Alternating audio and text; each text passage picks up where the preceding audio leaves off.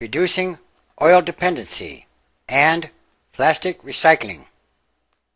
For recyclers, one complicated word, plastics. Just as America is addicted to oil, it's also hooked on plastic. Americans rely on plastic made from crude oil and natural gas in virtually every aspect of our lives, from soda bottles to car parts to toys. And yet, even as the Deepwater Horizon oil disaster is causing more Americans to rethink their dependency on petroleum, we're doing a poor job of reusing the plastic we already have. Only 7.1% of our plastic waste was recycled in 2008, according to the latest data from the Environmental Protection Agency. By weight, that means that out of 30.05 million tons of plastic waste generated that year, nearly 28 million tons ended up in the trash heap. That's the equivalent of 366,000 Boeing 737s, according to calculations by Waste Management. The recycling rate for plastic goods is far lower than many other common household items, such as aluminum or cardboard, and it's also significantly less than the overall waste recovery rate. In 2008, 33.2% of all waste generated was recycled or composted, according to the EPA. Why are we so bad at recycling plastics? Many Americans simply don't have a convenient way to do it. About 40% of the U.S. population has no access to curbside recycling programs, according to the EPA. And even among those with curbside recycling, not all programs accept all types of plastics. And the very qualities that make plastic so popular, it is light, durable, and portable, also mean that it is often used on the go, where it is all too easy to just toss the items in the trash or on the ground. The materials there, it's just not being routed into recycling. It's being routed into landfill, said Keith Harrison, Director of Communications for the Association of Post-Consumer Plastics Recyclers, a trade group. The countless varieties of plastics out there also can cause complications for recyclers and confusion for consumers who want to recycle. Unlike aluminum cans or cardboard, which generally get lumped together for recycling purposes, plastic detergent jugs, water bottles, and yogurt containers may need to be sorted and processed separately. Many plastic items also contain paint, metal, or other components that can be difficult to cost-effectively remove for recycling. So, we have to design plastics with recycling in mind. Hope for the future? Despite these roadblocks, many in the industry say they are seeing a growing awareness of the economic and environmental value of recycling plastic. It's becoming part of our culture. Improvements have been slow so far.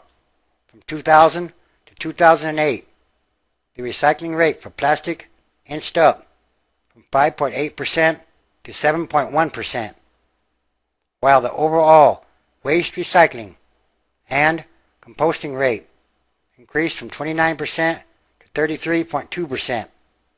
Meanwhile, many expect plastic use to increase.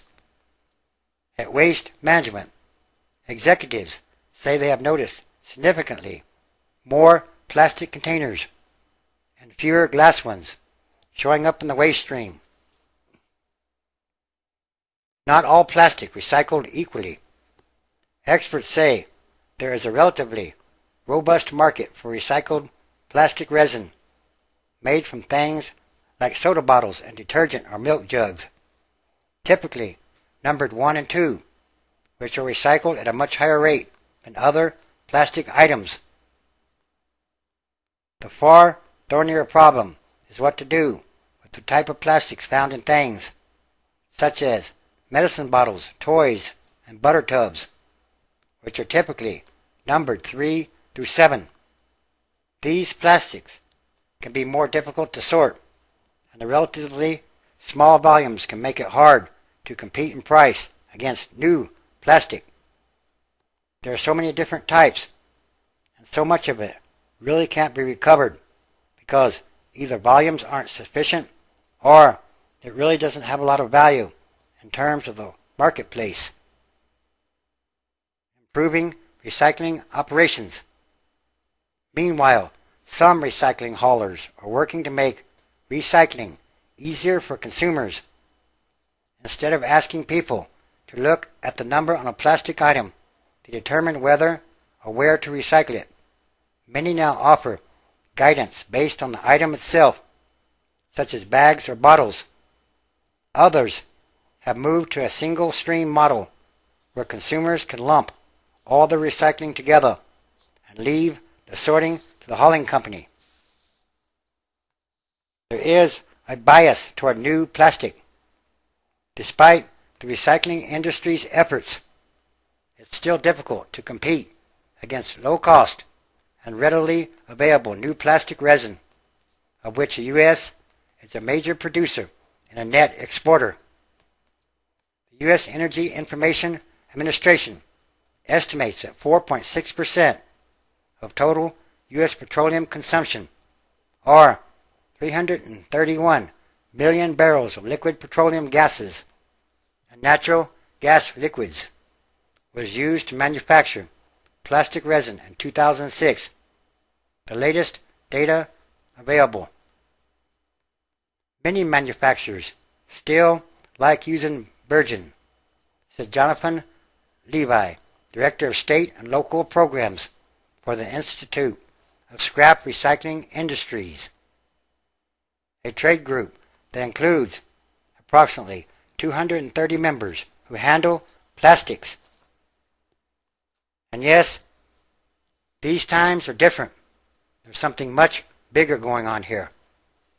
Everything is related, or everything is connected, and everything is numbered. Revelation, chapter 10. And I saw another mighty angel come down from heaven, clothed with a cloud, and a rainbow was upon his head, and his face was as it were the sun, and his feet as pillars of fire. 2. And he had in his hand a little book open, and he set his right foot upon the sea, and his left foot on the earth. 3. And he cried with a loud voice, as when a lion roars. And when he had cried, 7 thunders uttered their voices. 4. And when the 7 thunders had uttered their voices, I was about to write, and I heard a voice from heaven saying unto me, Seal up those things which the 7 thunders uttered, and write them not. 5. And the angel which I saw stand upon the sea and upon the earth lifted up his hand to heaven. 6. And swore by him that lives forever and ever, who created heaven and the things that therein are, and the earth and the things that therein are, and the sea and the things which are therein, but there should be time no longer. 7. But in the days of the voice of the 7th angel, when he shall begin to sound, the mystery of God should be finished, as is declared to his servants the prophets. And, again, these are the end times, transition days. The transition is a process happening daily all around the world. In other words, what kind of world are we leaving to the future generations? And there are many different types of signs happening daily all around the world.